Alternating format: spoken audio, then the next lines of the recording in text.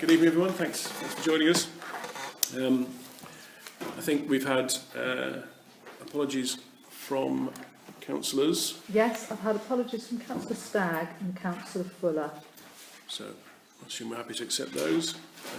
Next item is declarations of interest. So usual opportunity to declare any disclosable pecuniary interests or any other interests, gifts of hospitality accepted or offered. Given that the neighbourhood plan is on this agenda, can I declare that I am a parish councillor in Gladstone as well as here and a former member of the neighbourhood plan working party? 4 of us need to declare that we are also trustees of the museum trust. That's very true. Yeah. Which is on the agenda for you just got in there in front of me. So it's just the 4 of us. It's Oak, Sparks, yeah. And likewise with David and to declare I'm a resident of St Christopher's Day.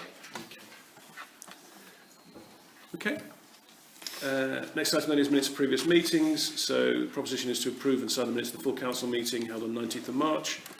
You've seen those, so unless anyone's got any questions or clarifications, I'd like someone to propose those, please. Councillor Robinson, second them. Councillor Humphreys, and those in favour. Most of them. Don't you get everyone? Yeah. Thank you.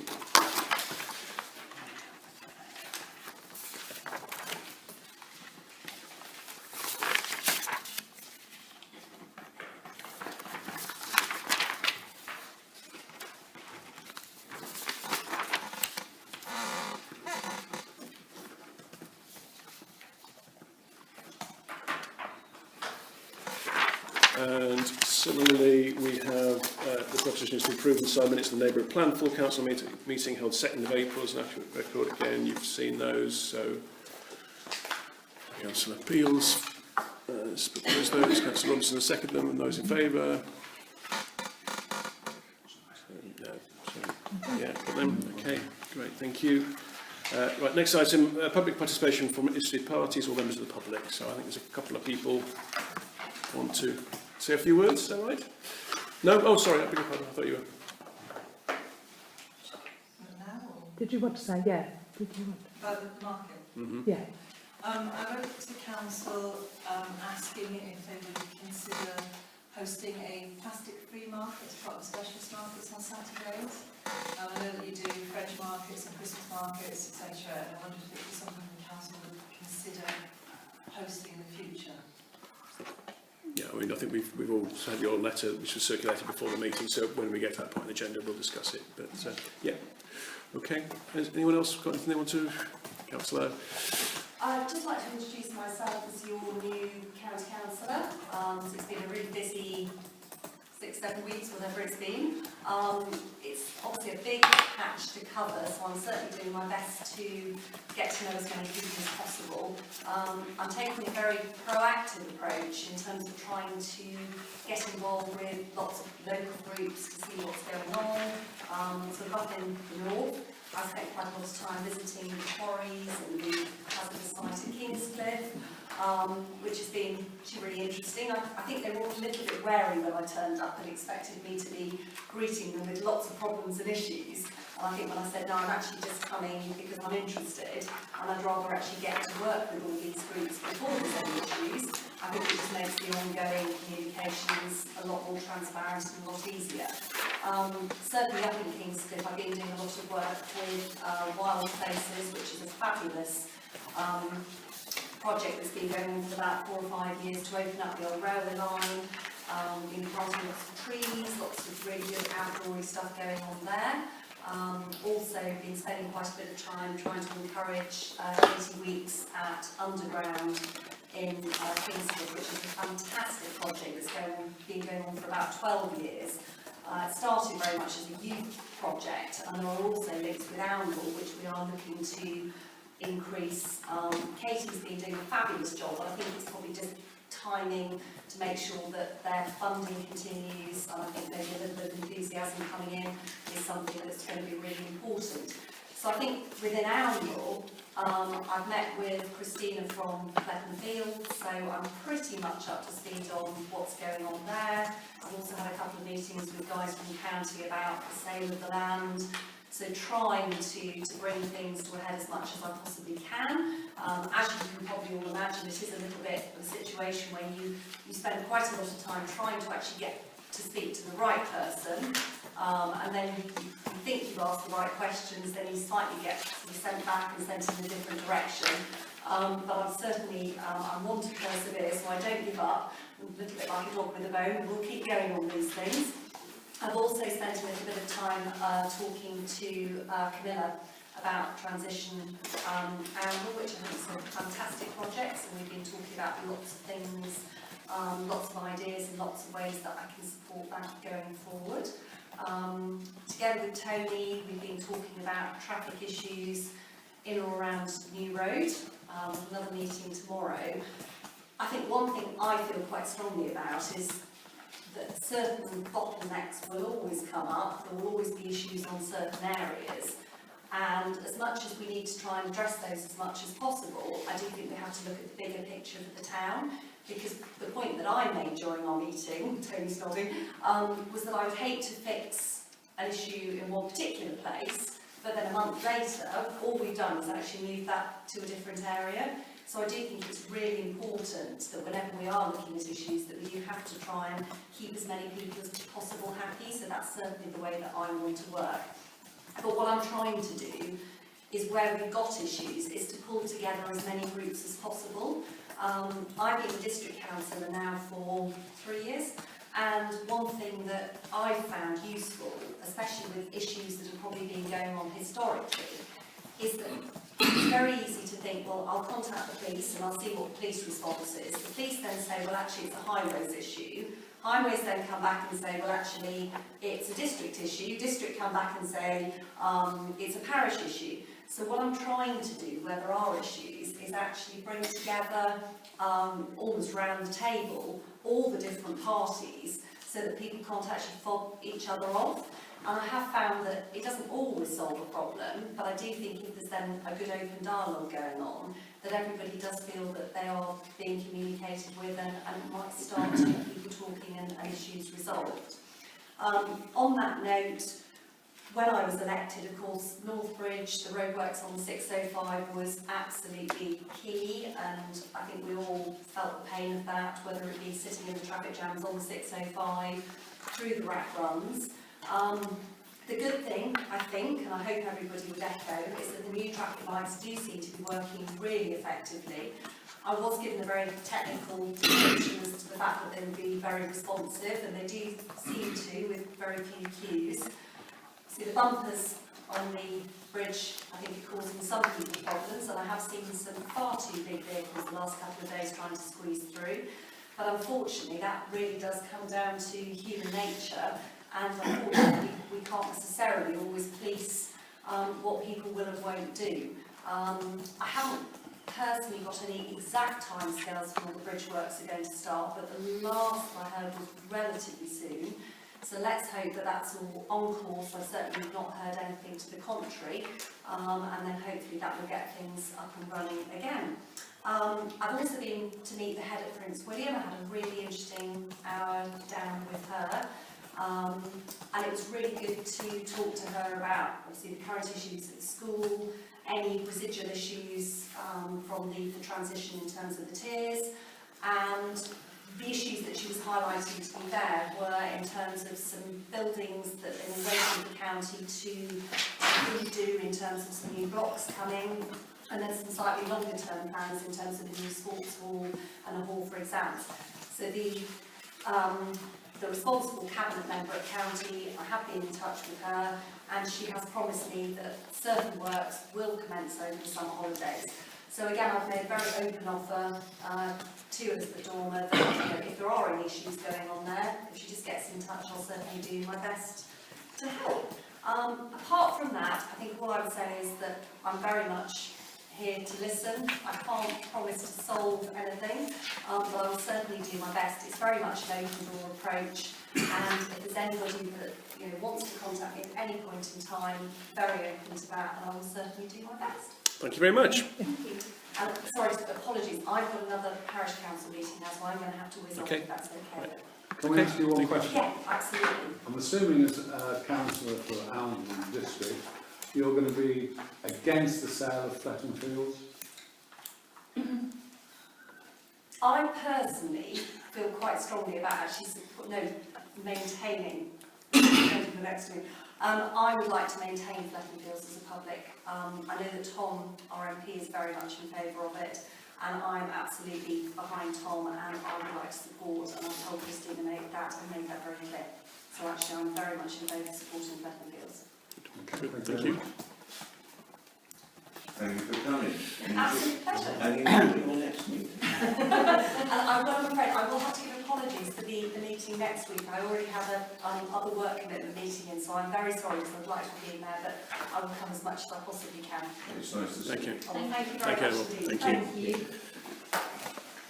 Okay, I don't think we've got any requests for No. consideration of other interested parties. No. Next item then is Mayor's report. I haven't really got much to report. The only thing outside of normal council business that I've been involved in the last month has been the Festival of Music and Drama, which was very successful, and I greatly enjoyed some of the performances during the week and the concert on the Saturday.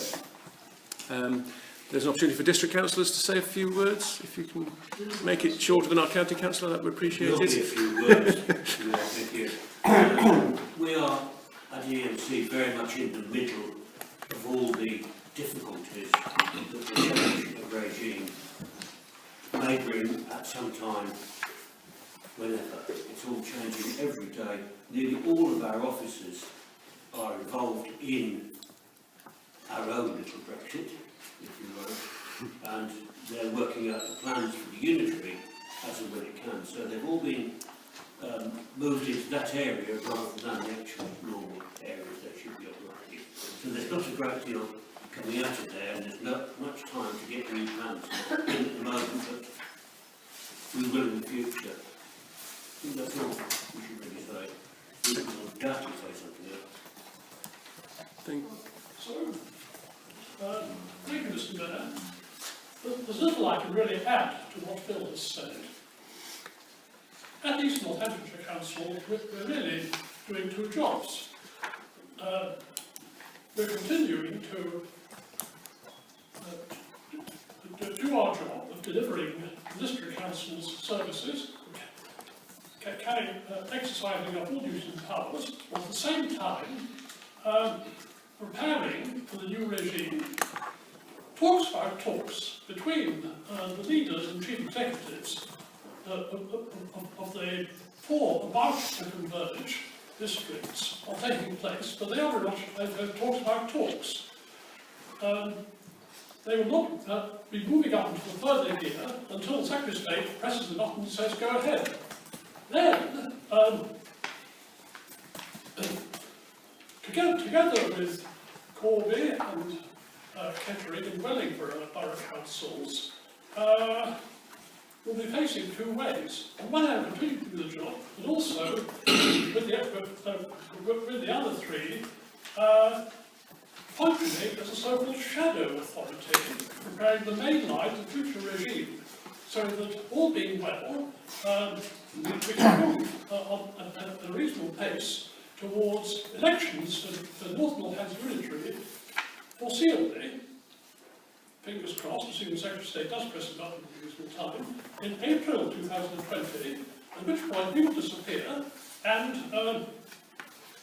North Northamptonshire Unitary Council will arise from the ashes. And meanwhile, of course, please continue to keep in contact with us. We'll do everything we can to keep the show on the road until it's into the business of the new regime taking its place. Anybody to answer any further questions? No questions? Okay, thank you both. Next item is to receive a report from Councillor Robertson regarding meeting with the residents of Northamptonshire Highways. Yeah, so it's very, very brief. We did have a conversation, and as mentioned earlier, a good representation there. They're looking at a few possibilities. The major problem is the traffic at the top of New Road, where the road goes very narrow, and unfortunately there was a bus stop there as well. So that, coupled with the school was still having heavy vehicles down that road, it was causing jams and people driving over the pavement and so on. So the trucks, we believe, now have gone, so they've been rerouted. The buses still have a problem because of the bus stop. So the request to the highways people was to consider removing the bus stop at the top of the road, looking at possibilities of of a one-way option at that top of the road as well. That's gone off to highways to do their consideration of it. There was a further request from the people on whether they could reduce the number of buses, but I said to the highways people, the town council is not in favour of that option. So as they mentioned just there, Annabelle said, they're having another meeting themselves, which is about making a local district for them and what highways can do for that one. So yeah, we're moving forward, and with good response from both highways and from the county council. Okay, thank you. Okay. Next item then is to consider a response to consultation on Fletton Fields Section 77 consultation. Yeah, I'll put this on again because when I asked whether our previous comments would be put forward, it was a little bit vague as to whether they would be and whether they would be included. So I thought perhaps we ought to. Do we just want to reiterate then what we've previously said? There's nothing new that we want to say, is there? Yeah, looking back at the response that we did before was to East Northants, which was obviously part of putting our bid in. So I wonder whether we should perhaps Northamptonshire County Council, presumably. reword it. It actually went via East Northants. Did it? Okay. Yeah. Okay. Okay. So, what is that? I'm guessing then that we probably feel we should. If what the clerk said is right, which is we're not sure whether our previous representations will be taken forward, and equally if they've not gone to the Secretary of State or the right people, then we need to make sure we'll just reiterate them and do it again. Yeah. Councillor. There is a point, obviously, that Fletton Field is in the neighbourhood plan. Yeah. Yeah. So hopefully that will help some sort of That could be delay part of the response. make it more secure. Yeah. Okay. So, are you happy to delegate that to me and the clerk to review that and redo it? We've only got to the 18th. Yeah. Again. Yeah. Okay. Yeah. Right. Next item then is to consider purchasing a mobile vehicle activated sign for Oundle. I think we have mentioned this once or twice before. Is this? I think. If we did, I've forgotten what it was. Yeah. So don't even know what a mobile vehicle activated sign is. Councillor Fuller spoke to me about it and asked for it to go on the agenda, but he's not here. But Right. they are clipper signs that you can attach to lampposts. You can move them around the town and they flash if doing. So the ones that I think are most effective, and we've discussed previously, is that when it actually flashes your speed up at you. Oh, Some of them have a little smiley face, a little upset face, and they're battery powered, so you can pop them up on lampposts for a period and then move them around elsewhere. Okay. The barn will have put one in by the Barnwell workshops, and it's just cable tied to the lamppost. It's incredibly effective. So what sort of cost are we talking about? They sort of range, but the ones that I've seen are about sort of £1,000, £1,200, something like that. And how many are we thinking of purchasing? Well, if you have one, you put it up on one road for a while and then take it down, move it to another area. And you can put them in the areas where the speed box people can't be. So, I think they're generally accepted. They are more effective than many of the others. And that's to the premises. Yeah. Yep. So we've got a proposer, we've got a seconder. Sue seconded. In favour? That's everyone, I think. Yeah. I'll get some costs. Yeah. Okay. Next item is to consider purchasing a red end sign to fly on Merchant Navy Day. So again, I think you would have seen the description in your pack. Has anyone got strong feelings about this one way or the other? I think we should do it. I'm a yachtsman association, so you can understand that I might be in favour of this. Unfortunately, I can't find the ensign that I used to have. but there you go. Okay. Yeah, it's a good idea. I mean, presumably it's a relatively low cost Yeah, exercise. And we're also going to have to watch out for our flagpole racing regime. Yeah, I mean, probably the bigger commitment is actually making sure we organise the people to do it and yeah, do it as generally appropriate and things. John does it. I don't know what So day. I think it's Tuesday. I'll look at It is, the diary. So, Yeah. So again, then have we got a proposer for that? Yeah. That's Robinson, second. Sudden rush then. Yeah, Got someone in favour? I don't mind. Yeah, I think we're all willing, happy to do that. Okay. Next item is to receive the clerk's report. Again, it's in your pack.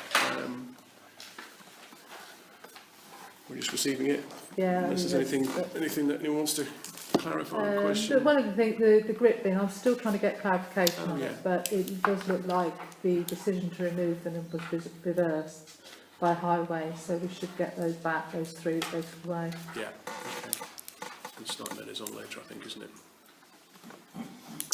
Okay. And again, oh no, sorry, not. I nearly skipped one there, which is the consider the letter received from Arundel Museum Management Committee and agree a response. So again, I mean, I'm guessing everyone has read that, and I think we need to be very conciliatory. absolutely, yeah, And you know, because these people do a great job, they're all volunteers, and the museum wouldn't be there if it wasn't for these people. And I think we should also sort of say that, you know, the extension to the lease will go ahead. Whether you want 15 or 20 years, I don't know. well, I think that's something that we still need to discuss in estates. So at the time, I mean, the letter followed not the last estates meeting, but the one before, and the main discussion really was trying to understand what the issues were. And since from that meeting, there were further meetings with the museum trustees. Councillor Sparks. As you're well aware, and the members of the trustees are aware, there are some ongoing issues here, and they are all dependent upon each other.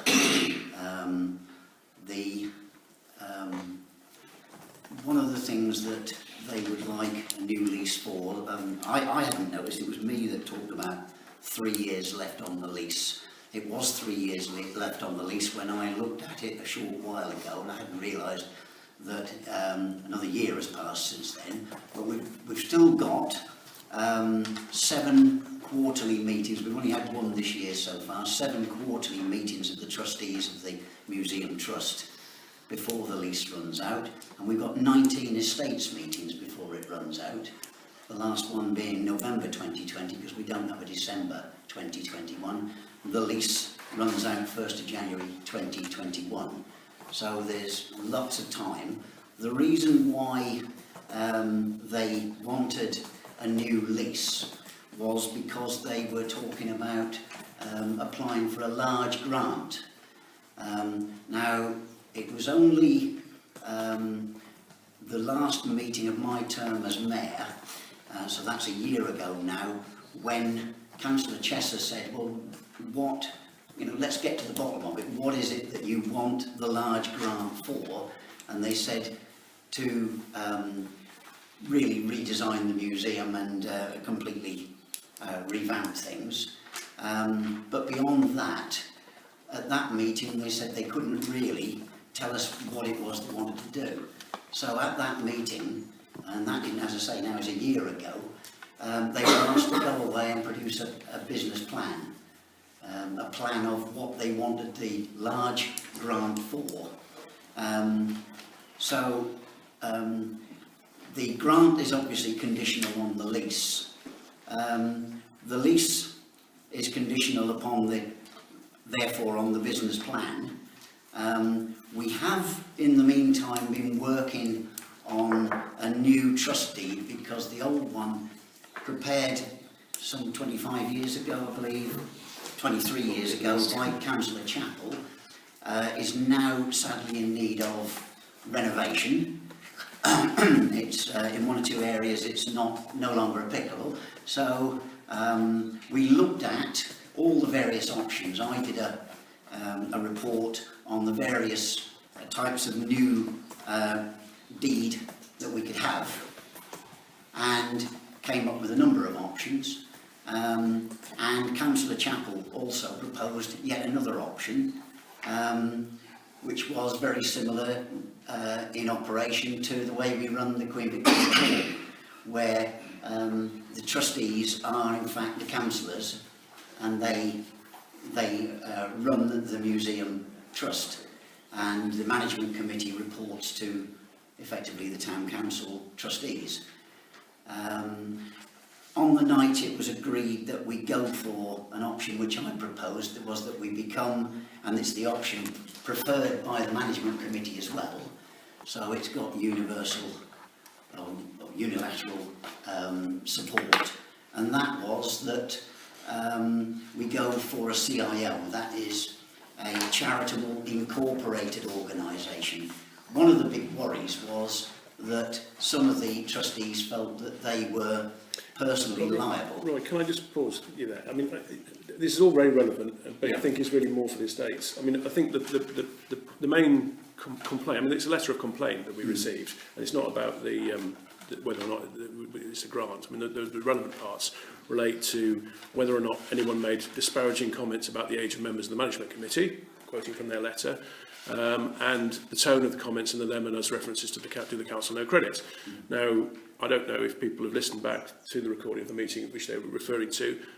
Personally, I didn't think that necessarily represented the tone of the meeting that I felt we were in. I do think it is appropriate for councillors to consider who is going to be running the museum in the longer term, and therefore, you know, the age, the profile of the people involved in that inevitably are a relevant consideration. So I think the crux of the letter really is that paragraph there. Fully agree with those comments. I was responding really because of Councillor Peel's suggestion that we get this lease through as quick as we possibly can. Which is not for this meeting, because we're not. That's not on the agenda, and you know, and it's not. And yes, But I think there that are needs to be significant. heard by councillors, Yeah. by all councillors. Yeah. And Well, I think there's... Well, when we've considered that, we'll bring that to full council to Yeah. inform them. Yeah. I'm suggesting that we do need to respond to this letter. We do need to write to apologise for any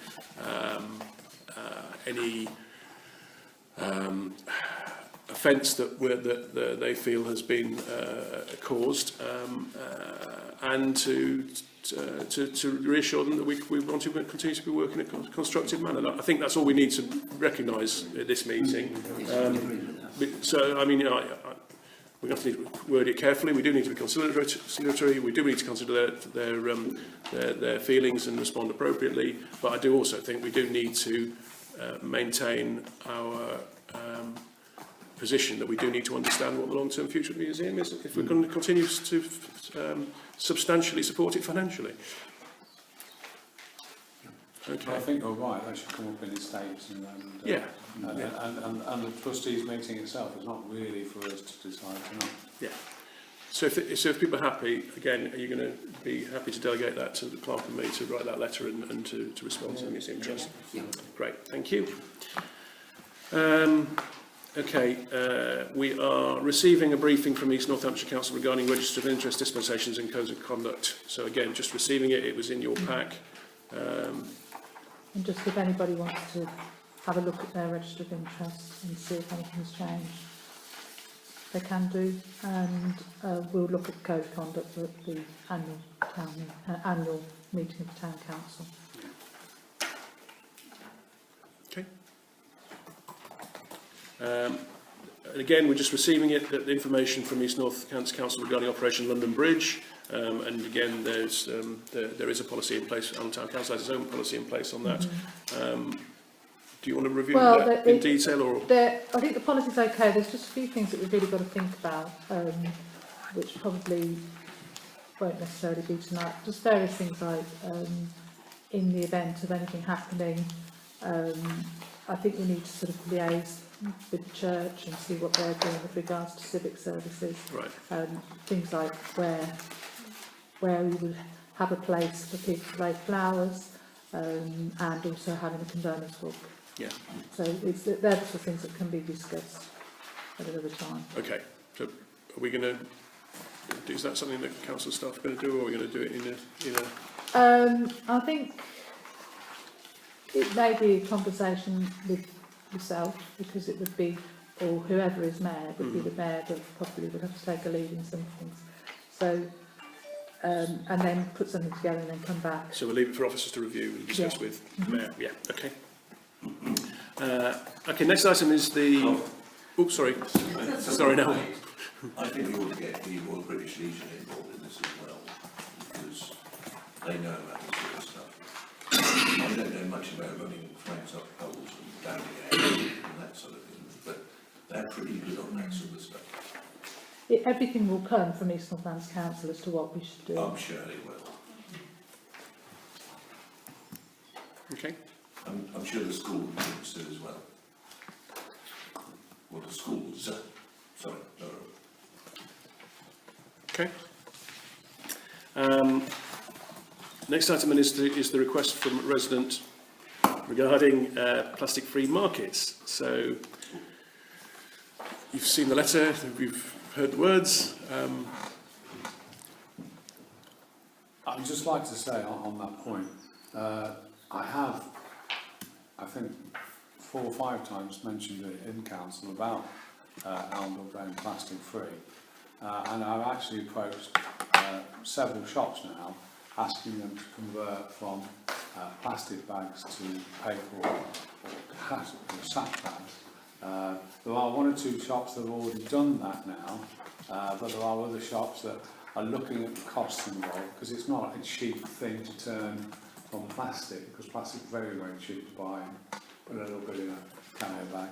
The big stores obviously are not doing that at the moment, but they will eventually. But I think it is important that if we can carry on and keep pressurising the businesses first, because I think if it comes from the businesses in the town centre, then people will start to take more of a lead in not bringing plastic in Elmville as well. And then from the council as well, to stop using plastic in the council offices if we can, like straws and things like that. You know, so and I'm just saying, you know, if we can. So I think something like that is great. I don't know if we can do a plastic-free market yet, because I don't think there's enough market traders that do plastic-free. I don't think it hurts to start We can ask. conversations Oh, yeah, with them, no, I agree. at all, get their views on it. Well, would that be the way to take this forward then? Could we ask officers to... Yeah, I mean, Karen presumably would discuss with the traders. yeah. So this is just, I mean, I fully approve of it, and thank you for bringing it up, and thank you for bringing it forward. I think it's one of those issues that we could perhaps talk about at the town meeting, where we can, this is an initiative that I feel that we should embrace as a town. I mean, if we're going to be, you know, if Anne was going to become the town we would all like it to become, then this is the sort of initiative, exactly the sort of thing that we need to do. And then we could be front runners in it, instead of playing catch up with other towns and other ideas. If we could be at the forefront of these sorts of things, then it just raises our town community profile. So I agree. A number of the artisan traders that attend things like the Christmas market wouldn't necessarily find it too difficult to embrace the idea. Even like fruit, veg, bread, cakes, olives, a lot of those things that make small changes and make it possible. well, it is a drip feed thing, because we've got to change the culture. And that's going to be a slow, relatively, I hope, quick, but it will, inevitably will be a relatively slow process. But at least we can be standing there saying it's starting. If nothing else, we could just give it a nudge. Just going to say, working in Stamford, there's an awareness there, so it would be good to follow suit, as you say. Be a bit more pioneer on these things. It seems to me that once perhaps staff from the office have spoken with market traders and others, actually it's probably better put to our estates management committee, who have the responsibility after all for our market, rather than here, because I suspect you could be able to get rather more time in that location, but it seems to me like a very worthwhile idea to pursue. It might be, just as an adjunct to that, it might be something that if we do it and we push it forwards, it might kick-start the market again. Because the market is, I don't know, but in my perception of the market is failing. Yeah.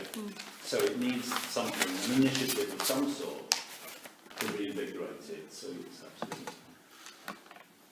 Okay, so I think the answer is we'll look at it further and we'll discuss it in the Estates Committee. Okay, great. Next item is to consider a request from Vintage Festival Group to use OTC licence for the Vintage Festival and to change the name of the designated premises supervisor. So, yeah, we have a licence for the marketplace and into New Street, and I think at the moment we have somebody down as our person responsible, and I think it's an ex-councillor. Goes back probably a long way. right. I think it is, yes it does. Yeah. Slightly.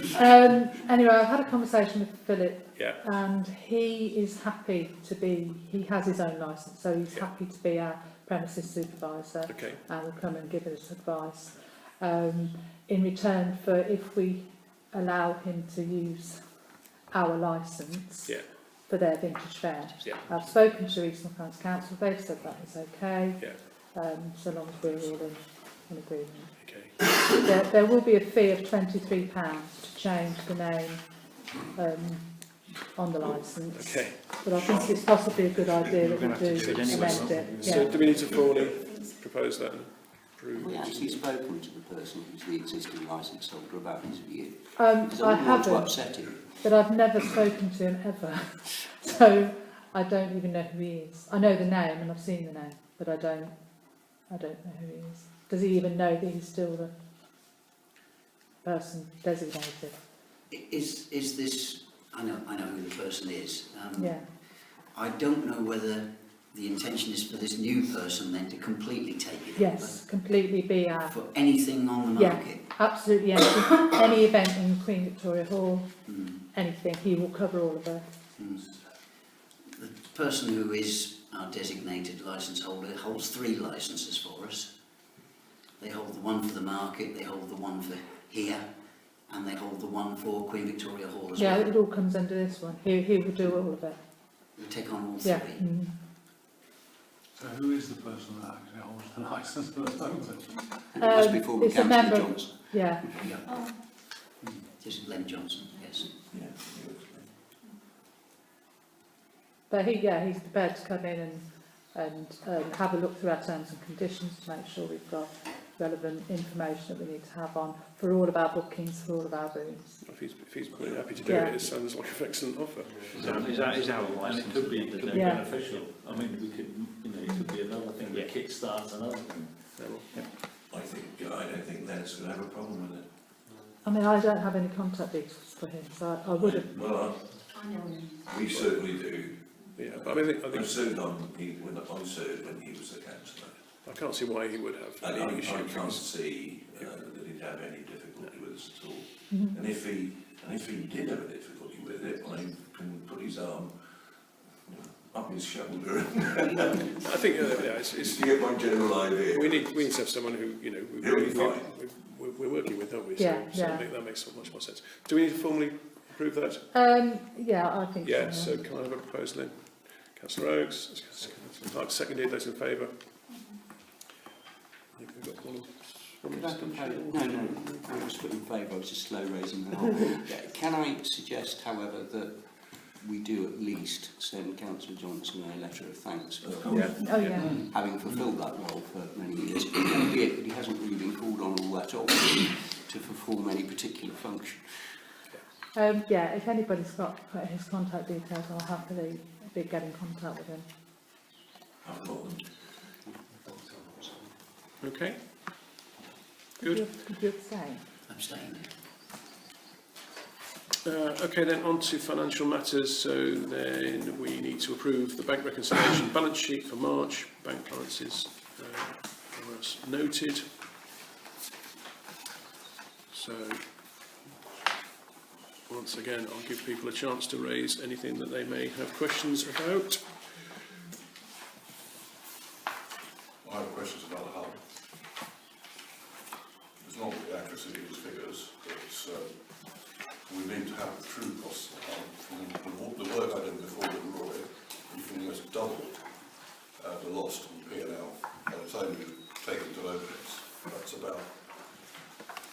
£10 per ratepayer or per household in this borough. And I think if you put that on the bottom line of the rate demand, or the community charge demand, we're subsidising this place by £10 per head, there'd be a lot of people who are very unhappy. Plus the fact, I think all the other cafes in town will probably want the same, or possibly want the same. So I do think that this management of the hub needs to be addressed. I went in there at 1:30 today. There were 6 people, some of which have eaten, and when I was there for 3/4 of an hour, maybe a couple of other people arrived, and there were 3 staff. There's no way it's going to make money with that sort of input. So, you know, before we said staffing was an issue, I still think it's an issue. It needs to be looked at. I've had a very quick look at, without doing anything very detailed, I've had a quick look at how the overheads might come out. And I think when you take the overheads for the building into consideration, I think you're looking at a loss of about £500 a week throughout the year as an average loss. And we need to be aware of that, and it's how we want to address that, which again is probably an item for estates to look at in detail. Yeah. So it's definitely something that we need to continue to revisit. It isn't strictly the agenda item for tonight. Can we put it on the next estates meeting, please? Can I just say I agree with both Malcolm and Roy, and I think we're both right. Well, we have to decide whether we want it as a community cafe or a profit-making. Well, I think there's a management issue to address there too. Well, as I say, what I'm saying is I agree with both of you, and it needs to be looked at in more detail. Okay. But in terms of the accounts as presented, are there any specific questions, or are we happy to read them as an accurate reflection of the position? Okay, so can I have a proposal then? Councillor Robinson, seconder. Councillor Humphreys, and in favour? That's everyone. Okay, thank you. And similarly, the payments for March, so we have a list of payments, and the proposition is that the schedule of payments for March 2019, as presented, this item were paid up and that all related documentation checks are signed. Can I just ask one question? You've got NCC pension at the top, and you've got Aviva pension at the bottom. The Aviva pension, I haven't got any figures in. Did you not contribute to the Aviva pension then? We do.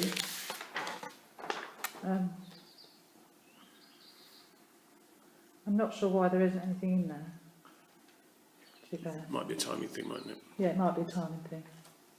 And you've got the British Gas thing as well, that's not in there either. And the water meeting. Yeah, that's probably because there isn't one.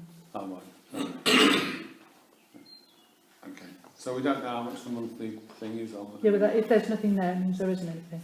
Oh, right, so we don't make payments? Yeah, if there isn't anything in there, there's no payment. Ah, right, that's fine. Okay.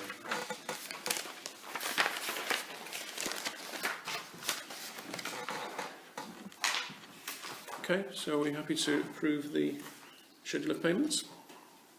Can I have a proposer? Councillor Pearl, seconder. Councillor Robinson, in favour? Okay, thank you. So everyone, yeah? Again, the next item, we're just receiving them, so you have been informed that there are new pay scales for 2019 to be implemented from 1st of April 2019. It has been budgeted for. Yeah. And again, we're just receiving the minutes from the Finance and General Purposes Committee held on the 9th of April, which you'll have seen. Now, the next item is to approve a recommendation for Finance and General Purposes Committee regarding a payment of an outstanding invoice from a tenant. Now, I guess people have been through this and read the numbers, and also know a bit about the background as it has come up before. I mean, basically, This relates to us reviewing the rent for the preschool and concluding that it was an excessive charge in the past. What we've recommended in the Finance Committee is that we backdate the rental for the previous few years to reflect what the current rate is that we've now agreed is a fair rent, which effectively means crediting them for some of the overpayments effectively that they've had in previous years. It wasn't done lightly. We did have a good discussion about it. But I think we do feel that the council shouldn't be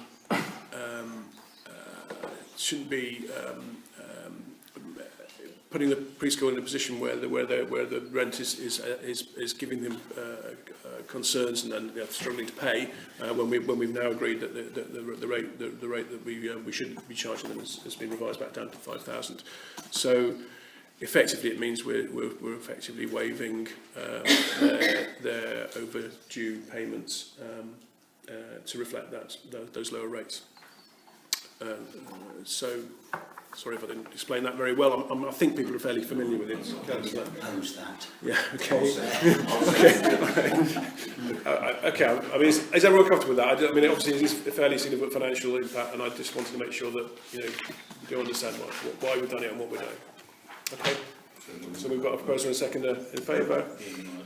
Yeah, everyone's okay. Very good. Thank you.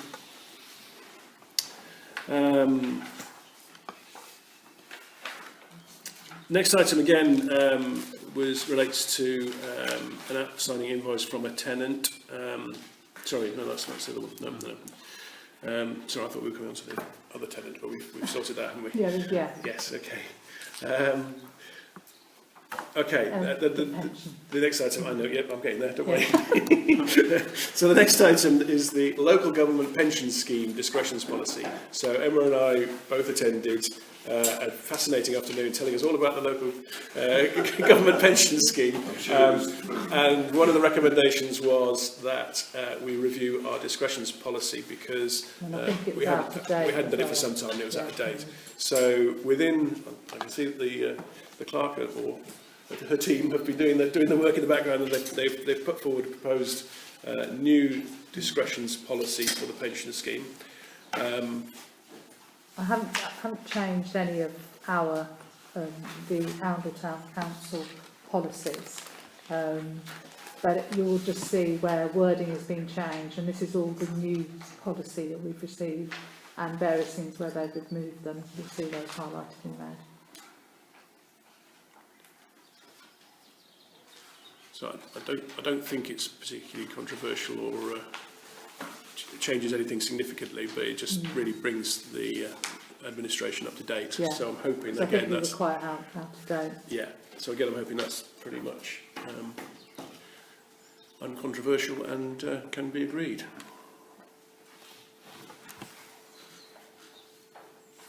Yeah. Are we happy? Do we need a proposer and a seconder then for that, please? Proposer and a seconder, and in favour of those changes. Yeah. Right, next item is to approve members in terms of reference to the Neighbourhood Plan Working Party. Again, this is a bit of a catch-up in terms of procedure, isn't it? Do you want to, Tony or Emma, explain? Yeah, well, let me do it.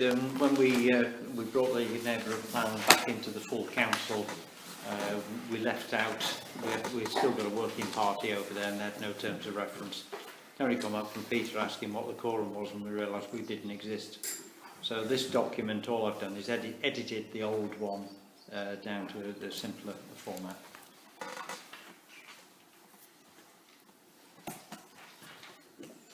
So bottom line's the most crucial one. It's got no power to do anything, can't spend anything. Oh, sorry, David, Emma's put it. Yeah, there's a new one on your desk. It's that one. What you're looking at is the full committee. Yeah. So it's a very simple document, and let's say at the bottom line it says we can't change policy and we can't spend any money.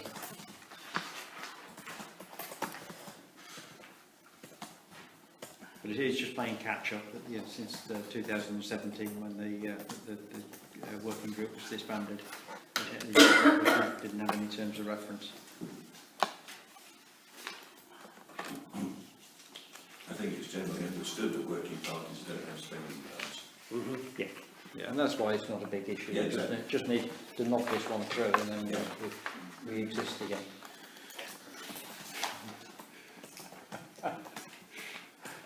I'm still there. I exist. Even a citizen. We're not a citizen. I'm just giving, as the document wasn't in your pack, so it has to did only arrive this evening. I'm just giving people a few minutes to have a look. I mean, There's a typo in the very last line. Is there? It says authorises instead of Oh, yeah. authorised. Yes, well, S&D are next to each other. Well, they might well be. We've got all the way down to that line. He never does use a spell check. I do. He said it was all right with good words. Yeah.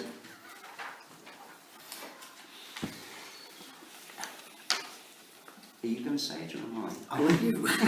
Thanks.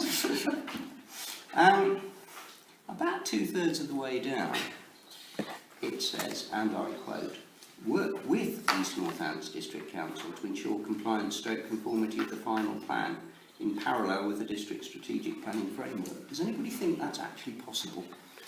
No. Because my past experience of the way in which things have gone with the district council, whilst we might approach it with the idea of making things mutually compatible, I have this feeling that mutual compatibility isn't on their agenda. maybe we need that wherever practicable then. And there. Yes. I To think ensure, if practicable, compliance / conformity. it is a nice thought, and it would be nice if ENC would actually sort of take any notice of council. But as we've known, and we still see from comments made and from letters received, they're still not really taking any notice of Landlord Council. As per this DLP letter from here, we were told that there were going to be a meeting with them, and then they just tell us, well, we don't need a meeting with you. So I don't really think the ENC are playing on a straight wicket, so to speak, but we can only try to help with them. Well, if we can have those words then, and then approve the document with those two edits in it. Yeah, Yeah. okay. Yeah. Okay. And to take out the word district, because it's ENC now. Oh, right. It's not been a district council for Did you years. remember then? Yep. Okay. So Yeah, I'll take the district So- one out. Tony's proposing, then I can take it that he's going to make those couple of minor amendments, and then we will approve it. Yeah. Yep. Okay. Let's second that. Councillor Peel, in favour? Great. Thank you. All right. Update time then. Neighbourhood Plan Working Party update. Okay, I don't know if you've read everything I've sent through to you in regard to the planning from Nick Griffiths and the draft essay from Gagar Consultants. But obviously we had a meeting last week where the 4 working party members attended. That was Jerry, Tony, myself and Roger. And we came to the conclusion that the best way forward is to go with the draft plan, where we are putting no houses on St Christopher's Drive. We're increasing the Herne Road development. Millersfield stays the same. The cemetery stays the same. The land north of Bennefield Road stays the same, and the land east of Cotstock Road is 0 as well. That brings a total of 324 houses, and that we would like to move forward on that basis into the draft neighbourhood plan and the essays around it, so that everything is complete in that regard. So that was basically what we decided on the Neighbourhood Plan Working Committee last week, and we're hoping that tonight the councillors here will back that plan so that we can then bring the whole thing up to draft and bring it to you back in May for approval to be sent to ENC and then on to the examiner. I think it's probably worth saying a few words about how we came to that decision. When we looked at all the SA works, there really is very little to choose between any of the proposed or possible development sites. There's probably nothing that makes any of them technically not deliverable, but there is clearly different levels of benefits that each of the sites bring to the town. And the logic that was followed was basically to choose the sites that gave the most benefit to the town, other than providing the housing. So the Cotterstock Road and the St Christopher Drive sites really have very little benefit in terms of providing green space or other amenities for the town, and that's why we came to that conclusion. It's also related to the fact that the likely scenario on those sites is that developers would push to have much bigger developments than we would ideally like. So that the belief would be that they'd probably come forward with proposals for 100 houses or thereabouts on each of those two sites, which we don't want. So for those reasons, those two sites have been. It was felt. I mean, it was not an easy decision. Again, another one that wasn't easy. It was sort of a reluctant position that we arrived at that said, well, this is probably the best we can do given what the options are. I'm sure any of the other working party will say things if they don't if they don't disagree, don't agree with what the way I said it. Have any of you read the Nick's plan? I did actually send out an email with all the reasons and the SA numbers to read, so that you've got a good depth of knowledge on why this plan is being put forward. Sorry, Roy. Well, following on from what Councillor Hutton was saying, fully understand where you're going with picking the sites that give the best benefits to the town in terms of the ancillary stuff, things like the cemetery site that we're going to get included in one of the developments, and other amenity areas that they're proposing. But we do know that the two sites we're leaving out, and they're the two that the public were certainly against having in our plan, but we do know that the District Council are going to be very hard pressed to turn down any planning applications.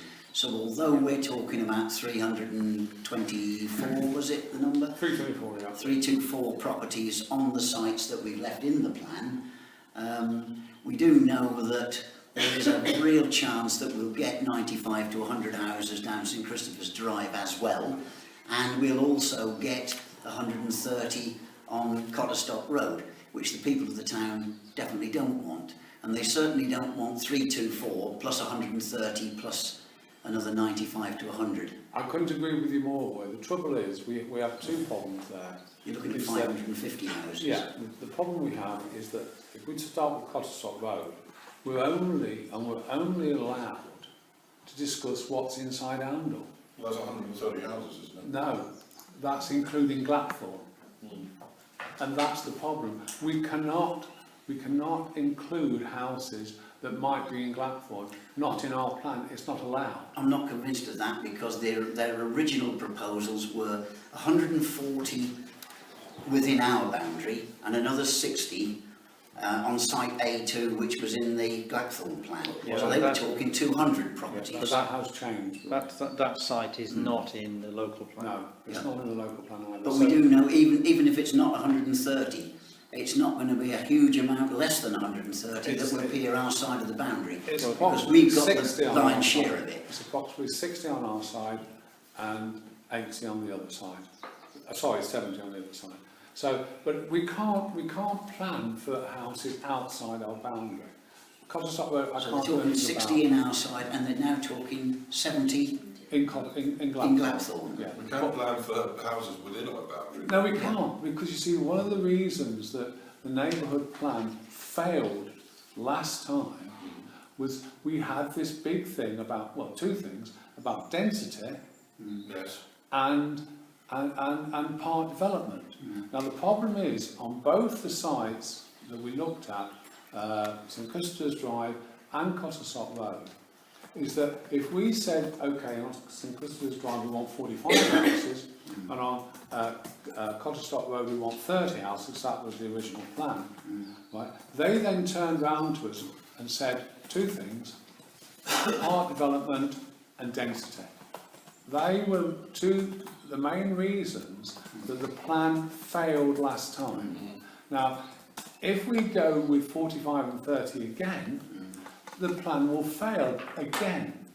So we have to decide whether we want to get our neighbourhood plan through, and this is the only way we can foresee. It's not the best plan in the world. It's not perfect. There are lots and lots of things that I would like to do that I can't do, and nor could the Working Party. We couldn't sort of see any other way around it. Excuse me, but I mean, as far as St Christopher's Drive is concerned, that's 45 on half the site. Yeah, so but what's the density? you see, the How problem then is, 90 on the whole site? yeah, the Just twice ENC, the you size. see, hang on, what the ENC was saying is that the 45 houses, right, were classed as being on the whole site. Well, that's ridiculous. Yeah, but I know it's ridiculous, Malcolm. Believe me, we have had this conversation with ENC, I don't know how many times, but they classed the whole site for that particular area and said that 45 was park development and the density was too low on the whole site. Yeah. But we seem to have gone the other way with density on the Herne Road site, where a comment was made by our own consultants that presumably this must be apartments in order to fit in the numbers that you're now talking about on the Herne Road site. We haven't actually had, from Herne Road, we actually haven't got a housing plan yet. We haven't got a housing plan with any of the others either. So I honestly, I read that myself and I understood that, but that was again on the density side. We made sure that we got the right density in that area. So they're looking at the cricket pitch as part of the development site? The cricket pitch is a separate entity to the development site. The cricket pitch will be owned by Oundle Town Council. So it's not looked at as part of the development site? Okay, it won't be looked that's at. the question. So the cricket pitches will be owned by Oundle Town Council. The walkways and the bikeways will also be owned by NCC, or the NC. The same with the cemetery, that will be owned by Oundle Town Council. Millersfield, the allotments and the nature field will be owned by Oundle Town Council, and the if you like, the festival field, but it's not, it's sort of, a sort of park stroke recreational part on the Benfield Road will be owned by Oundle Town Council. So we've actually got 4 defined, properly defined and passing to Oundle Town Council. They will not be owned by the developers nor anybody else. So that's why, again, the benefits were there and we thought that is the best way to do it. The only site that doesn't give us anything is Wakeley Close, and it's 10 houses, which, to be honest, we don't really need to put in the plan. No, it's a windfall site. Yes. But Yeah. because it was in the original plan, we thought it best to leave it in. Because Going back to Herne Road, I mean, Yeah. Herne Road's got its issues with the school there and buses coming down and access. And if you include 120 houses or whatever it is on that site, I think you're going to stir up, you're possibly going to stir up a hornet's nest, another one, as well as Cotterstock Road and St Christopher's Drive. The thing So with Herne Road, why are we looking at increasing that one so much rather than using the Benfield Road site? well, because the problem is that the Benfield Road site, they want 130 houses, they don't want to put any more on there at the moment. Herne Road was originally set out to be 120 houses. It always was. But for some reason, and I don't know why, but it was put into the last neighbourhood plan as 45. But it was always that was agreed 120. with the developers in our discussions. Yeah, Well, so just It's in their What's letter wrong to with us. 45, isn't it, the density? No, it's the the density. density wrong. We have 3. What density do they need? They need 25 to 30 houses per hectare. And how many hectares is that site? There's 4 hectares. Okay. I hear what you're saying. We fully understand that we want the benefits for the town. Fully understand all of that. I do feel that the people of Oundle are going to feel they've been mightily conned when you say we've taken these 2 sites out of our plan, and because that's what they wanted us to do. A lot of people, that was where the majority of the comments came from on those 2 sites. They then see something, you know, in the order of a couple of hundred houses going on those 2 sites in total, on top of 324 in the plan. I can see the town being very, very upset. I think we've got to be open and honest about it. We've got to Well, we've got to make it absolutely clear that the fact that we haven't put those sites as our preferred locations for development in the plan does not mean that prevents developers from putting planning applications in. I think, you know, we've discussed before. We're very much averse to coalescence between Oundle and Gladthorne, which is why we don't want the Potterstock Road site to be developed to that extent. And we also feel the infrastructure doesn't permit 100 houses at St Christopher's Drive. So, you know, I think that's if we get those applications in, then we'll need to be contesting them on those grounds, because I think there are, you know, serious concerns about the sustainability of putting developments of those sizes in those sites. So we've got to be clear about all that, but I think, you know, as I said, it was to some extent a reluctant decision. The only thing we felt we could do really was that this was the only way we could put forward a plan which would meet the needs of Oundle as best it could, and not fall foul of some of these other things that Peter's just mentioned. So what we did ask ENC when they were in the meeting in this room was the defence that we used in the past, which was 5-year land supply. That when somebody puts in a planning permission, a planning application that's outside of the allotted land, will that stand? You know, so since we've allocated land around the town to meet our need, can we then turn down these other applications because they're outside of that? And we have won in the past on that basis. Yes. And we got a rather confused answer back, you know, from that. So, you know, it's nothing new for us. We know this is a minefield, but at least if we have a plan that said, here is where Oundle wants to put its circa 300 houses, you know, and we're processing that through. If an application comes in, we can go to that adjudication, you know, and say, here's... Very clear. Yes, But we have a plan. Got to do. Yes, my concern is that we'll give the green light. Well, if we had these other two developments, which we don't want, then ideally I think we'd lose one of ours, maybe Benfield Road. But we'll give the green light to those developments by including them in our plan, without making it clear what would happen if we get the other ones. Albeit that we need the benefits on Benfield Road, but it might be that to balance the numbers, so we still end up with 300 plus in the town, and only 300 or so in the town, that we sacrifice one of the other sites out of our plan. So I think we had 3 choices. One was to stay with the plan that we had, which is what Oundle really wanted, the 7 sites. The second one was to accept the sites that ENC had put down and take out, you know, those sites that benefit us. And the third was to go with what was our compromise, which was the sites that we wanted. Yeah, and you know, we know if we go with the first one, we're in danger of losing everything. Yeah. You know, if we go with the second one, it's like giving in today. Yeah, and this one leaves us with a fight. Yeah, and you know, if we're up for a fight, then we'll carry on with it. So this is the best compromise that Oundle can make. We did look at every situation. I mean, the essays have been really, really thorough on everything. They really, really are.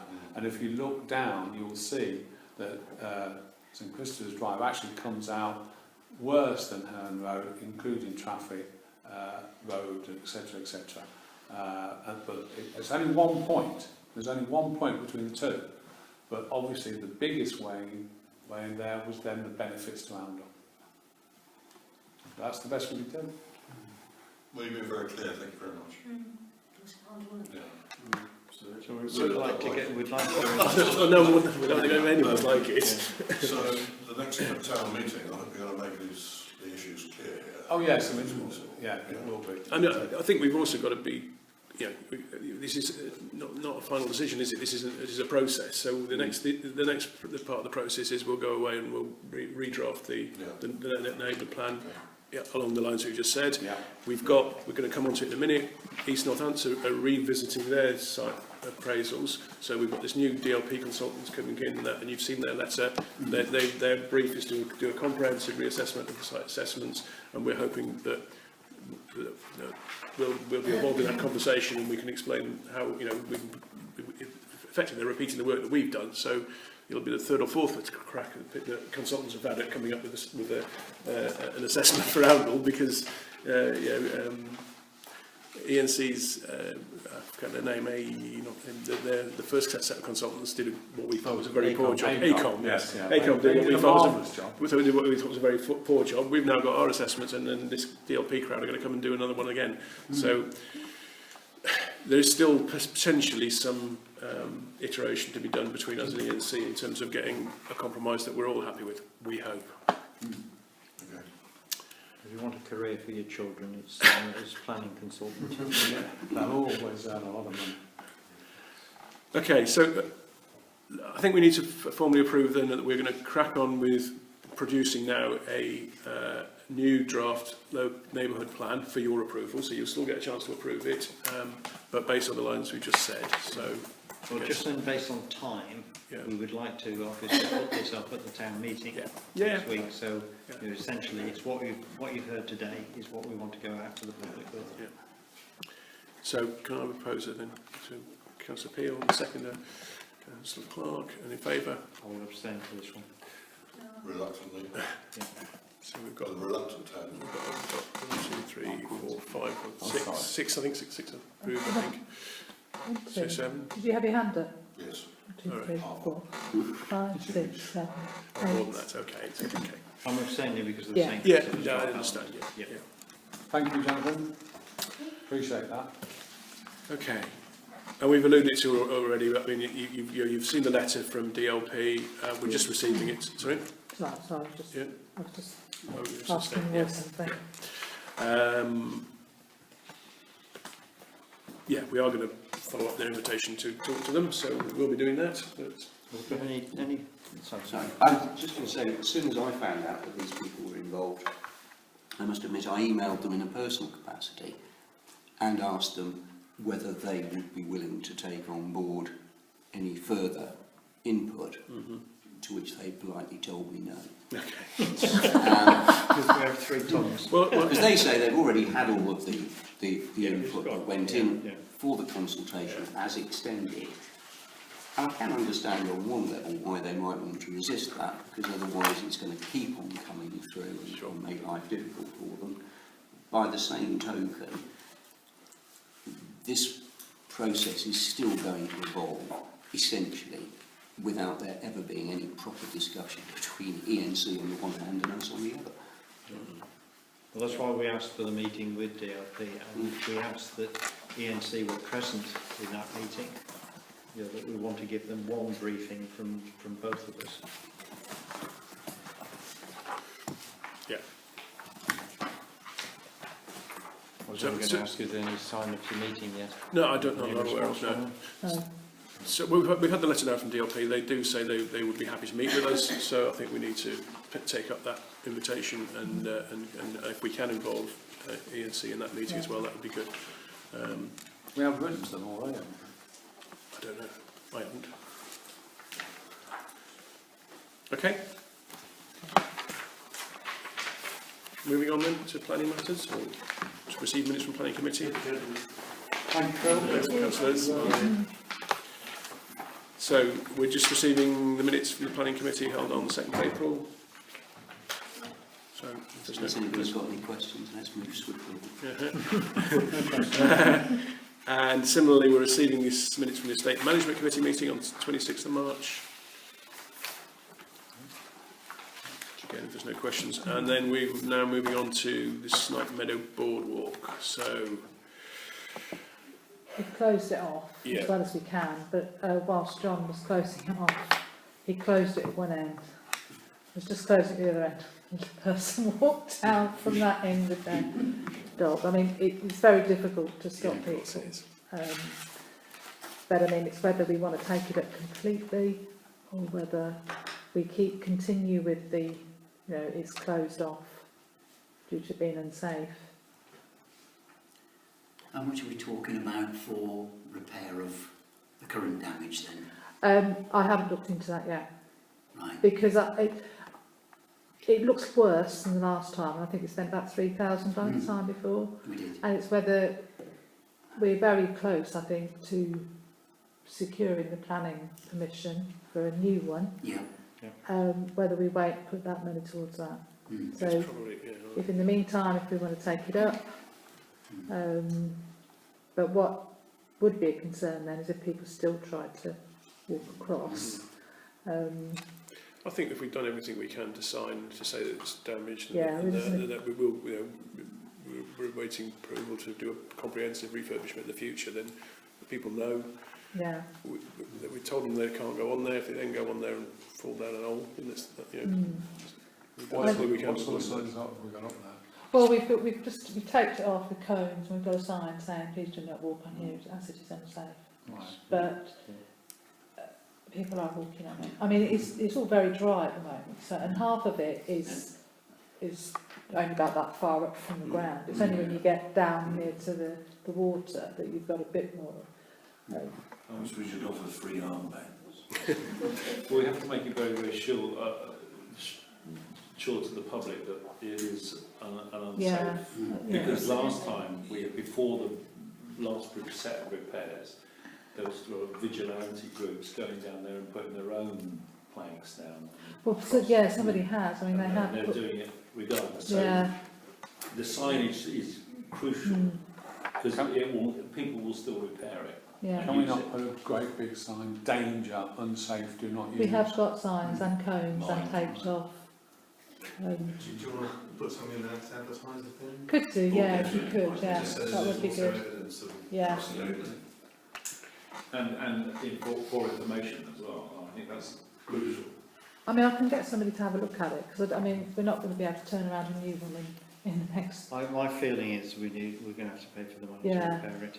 Yeah, because I think it's going to be the best world in the world. It's going to take us nearly a year to get That's what I something was new down thinking. there. I think we need to perhaps talk to our insurers and see what their thoughts are if somebody does go down there, and even though we've got signs Yeah. up, they go down there and still go on it. If we suddenly get claims for damages, we need to be very clear that we've done everything we can.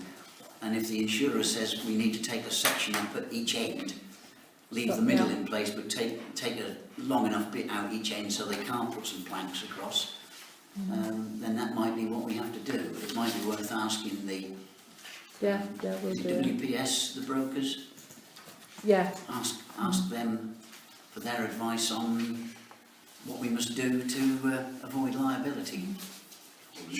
We'll Limit we'll look liability. at, yeah, we'll look at the cost of repair and consider it at the next estates Well, I meeting. think what we ought to do is look at whether, if we are going to do repairs, we can do them to a standard. They don't need to be redone again when we do the new one, if it's all possible. So let's defer this then to estates. Let's get some more costings and see what we can do. And then I suspect we'll go out to full council because probably going to be more money than we can approve in estates. Yeah, I So, think The estates being next week, have we got time to get? No, the agenda went out today because of the bank holiday. I thought it might. And So I the agenda's didn't gone think- out without it. And knowing that we were talking, I didn't think Well, we look, could put it on there. it's going to take, realistically, it's going to take us longer than that anyway to Yeah. get effective costs, isn't it? To get accurate costs. Yeah, I probably wouldn't have cost for next week, isn't it? No, okay, well, we can do all the staff work, can't Yeah. we? Yeah. We're used to it. I was just going to in the sense of what Councillor Clark said, and I think it should be in the advertiser. And of course, we've got a town meeting coming up, and that's another opportunity to explain what has happened, what we're doing about it. Okay, good. Again, we're just receiving a letter from Pack Track Tri Club regarding triathlon events in Oundle. Anyone tempted? No.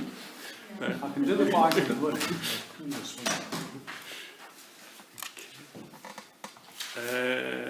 and we were also receiving the Oundle Museum Spring newsletter.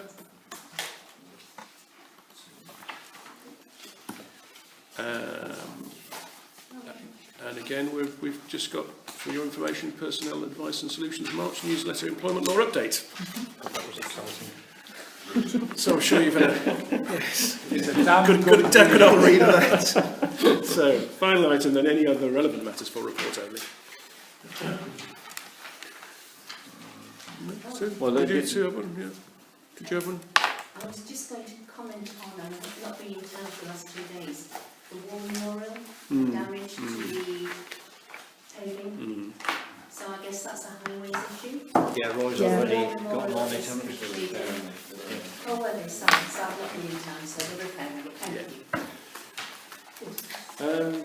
Draft and practice of town meeting? Oh yes, for some reason I thought there was something on the agenda for town meeting. Yes, Tony's very kindly already put a outline draft together. Yeah, we did. Yeah. I need to get the financial. I will be working on that this week. So we obviously Just need on to- the agenda items, do you want to put a name against each one? Well, I am hoping that we're going to get some volunteers. So I noticed you put yourself and Tony, Peter's name against. Yeah, I'll do already. Northbridge, yeah, which is a 2-minute update. I was hoping Clive would do a bit because you've been very Yeah, supportive of the sort of the vision for Oundle bit. So I mean, I don't think you need to do much more than stand at the front and say, hit me with your ideas. Yeah, exactly. I think Councillor Fuller's going to do the flood thing. Councillor Fuller's going to do the flood bit. Yeah. Sorry on that. I think we need to perhaps get Snipe Meadow then on the next full council neighbourhood plan meeting. I know it's not a neighbourhood plan issue, but we do occasionally deal with urgent issues. Get that on that agenda. If I've got quotes and time, I will do. If I haven't, then it'll have to wait. Yeah, you'll have to wait till the next proper full council, but I'm just thinking that it's not going to make estates and we perhaps need to do something. We need to know anyway what the insurers say by that date. So I can tell you that tomorrow. Okay, smashing. I think a good idea would be just a brief statement saying Snipe Meadow's not available at the moment in time. People should not use it at the town meeting. So just on the future, the new town, the future angle, can you make sure that you transition angle on the stage with you? Yeah, we do it with a double act.